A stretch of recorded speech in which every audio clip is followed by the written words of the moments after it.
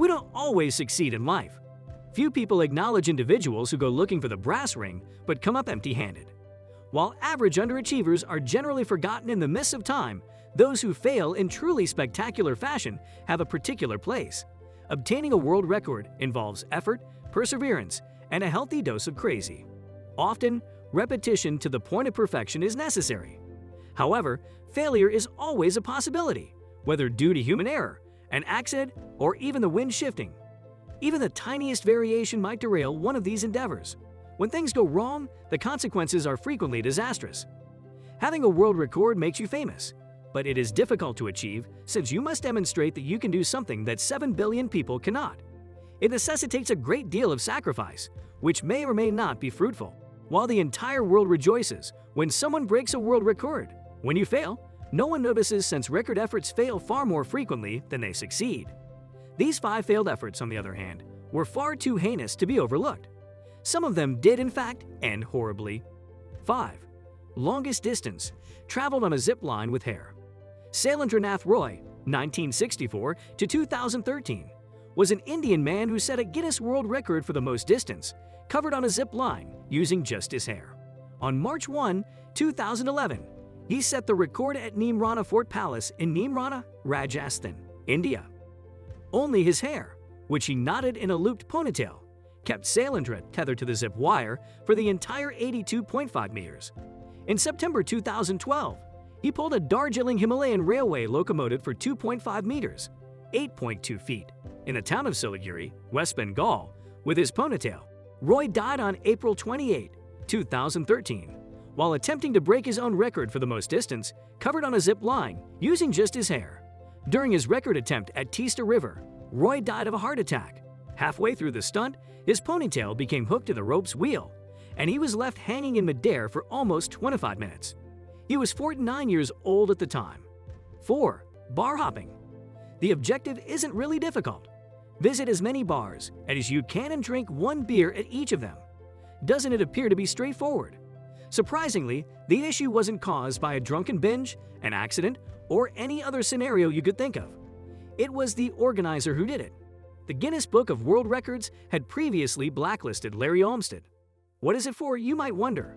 Olmsted, who previously held the record for the most distance traveled between 2 rounds of golf on the same day, authored a book about his endeavor. He also penned a history of the Guinness Book of World Records. Neither book was well received or approved by the Guinness people. Some of the horrible histories discovered in the gathering and attempt of records enraged Guinness organizers.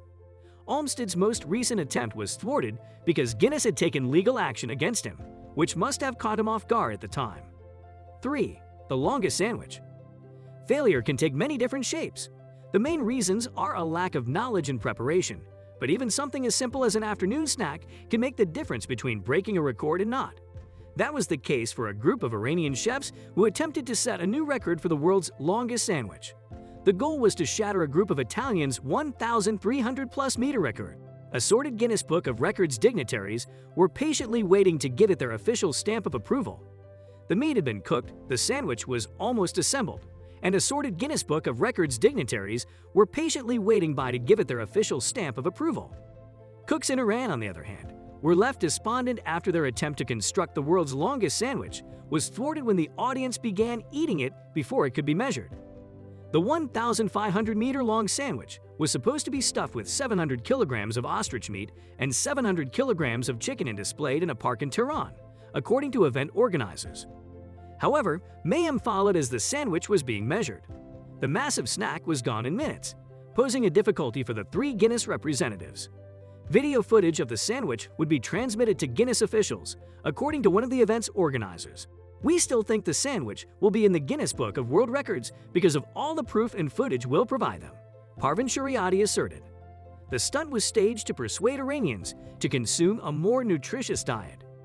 Ostrich meat is significantly thinner than much of the Iranian diet, with half the fat of chicken, a lot of iron, and very little cholesterol, and it's also incredibly tasty. 2. The most balloons released at a time.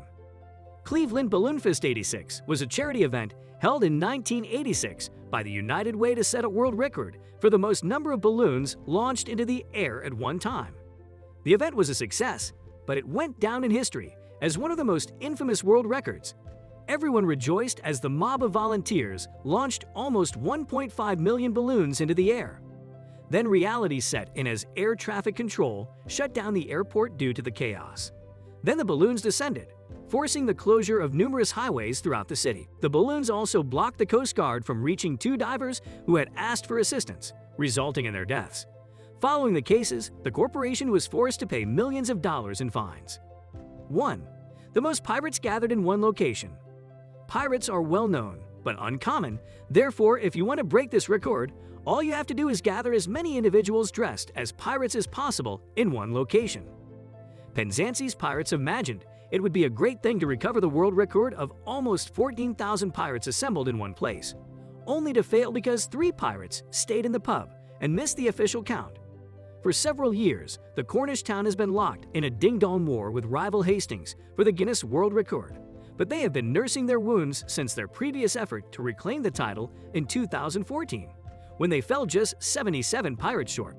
However, the shipgoing town has failed to recapture its Pirate King title, with the large gathering of buccaneers missing out by just a few due to a trio of boozy pirates forgetting to depart their local inn in time. Penzance needed more than 14,231 pirates inside a counting zone in the town center by 4 p.m. on Sunday to reclaim the title. Local pubs had pledged that pirates would be out and in the designated area by 3:45 p.m., and that this would count towards the official record. However, when organizer Andy Hasleyhurst declared that the endeavor had failed miserably, there were deafening groans. "Sorry to announce we'll be back next year. We fell short by a few," he informed the startled crowd. Despite his refusal to name names, it was evident that a small group of persons who stayed in the pub and did not make the cordoned-off area for the count should be forced to walk the plank. "We won't reveal how many," he continued. "We will not publicly humiliate anyone who was involved in the dolphin incident. We still haven't trained the pub patrons how to arrive on time." Pirates had to be wearing at least 2 accessories, such as a sword or an eye patch, in order to qualify. Penzance took over Hastings as the Guinness World Record holder for the largest pirate gathering in 2011. However, their southeast opponents reclaimed the crown in 2013, prompting Penzance to challenge them again a year later. The aborted proposal was marked by controversy after costs revealed that Penzance Town Council had spent €55,000 on it. The frenzy includes roughly €300 spent on inflatable parrots, €2,000 spent on pirate t-shirts, and €600 spent on skull and crossbone flags. "It's a pity not to break the record and miss out by such a small sum," remarked Penzance Mayor Dick Cliff. "It's annoying, but it didn't detract from a wonderful family day." The problem is that Hastings is substantially larger than Penzance. We had a large turnout, although it was difficult to obtain. "It's a pity we weren't able to pull it off." The Pirates of Penzance are a well-known phrase, but the Pirates of Hastings are not. They're merely pretenders. Around the time the count was being done, I remember peeking in the tavern and seeing people dressed up as pirates. What were they doing there? I wondered. This year's event was funded privately, with Penzance Town Council making a modest payment of roughly €1,500, according to Dick. "We've learned lessons from the previous attempt," he added.